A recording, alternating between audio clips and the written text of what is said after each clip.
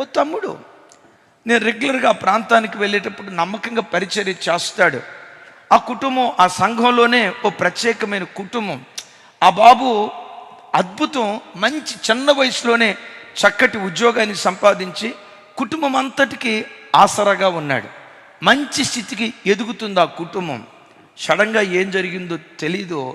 ఏ సంఘంలో తలమానికగా ఉన్నారో అదే సంఘంలో ఆ కుటుంబ వ్యవస్థ అంతా కుప్పకూలిపోయింది. నేను వెళ్తే సేవకుడు ఏడుస్తున్నాడు, ఆ అబ్బాయి తల్లిదండ్రులు ఏడుస్తున్నారు, ఆ అబ్బాయి ముఖం చూపించలేకపోతున్నాడు. ఏమైంది తమ్ముడు, ఏమైంది?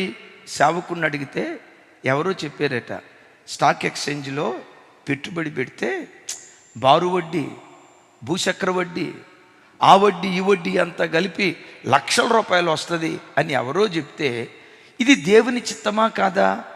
ఇటువైపు వెళ్ళటం నాకు మేలా కాదా? ఇలా నేను అడుగు వేయటం వాక్యానుసారమా కాదా?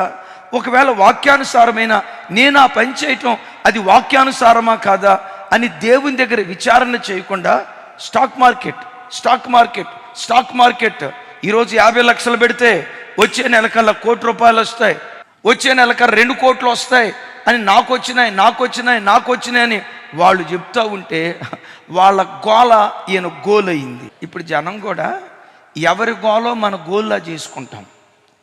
వాళ్ళ అబ్బాయి ఎవరో చైతన్యాల్లో జాయిన్ అయ్యి నీటిలో మొత్తానికి ర్యాంకు కొట్టాడు. వాళ్ళ అబ్బాయి ఎవరో జేఈ మెయిన్స్ రాసి జేఈ మెయిన్స్లో సీటు కొట్టాడు.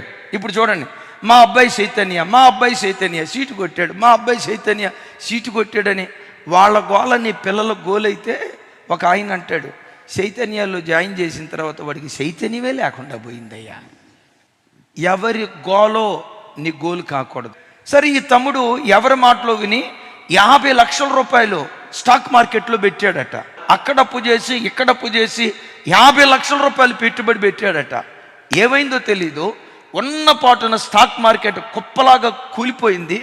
కూలిపోయిన మరుక్షణమే అప్పులు పాలైపోయి కష్టపడి 15 సంవత్సరాలు సంపాదించిన ఇల్లు, స్థలం మొత్తం అమ్ముకొని ఈరోజు వీధి మీద పడ్డారు. ఏడుస్తూ అంటాడు, ఒక్క తొందరపాటు నిర్ణయం నా కుటుంబాన్ని 30 సంవత్సరాలు వెనక్కి తీసుకెళ్ళిందన్న. 30 సంవత్సరాల క్రితం మా చిన్న స్థానంలో మా కుటుంబం ఏ స్థితిలో ఉండేదో అదే స్థితికి మేము వెళ్ళిపోయామన్న. పూర్తిగా వెనక్కి వెళ్ళిపోయాం.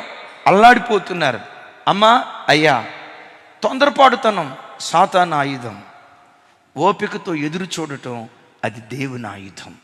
ఎప్పుడు దేవుని సన్నిధిలో ఓపికతో కనిపెట్టే కృప దేవుడు మనకు దయచేయునుగాక.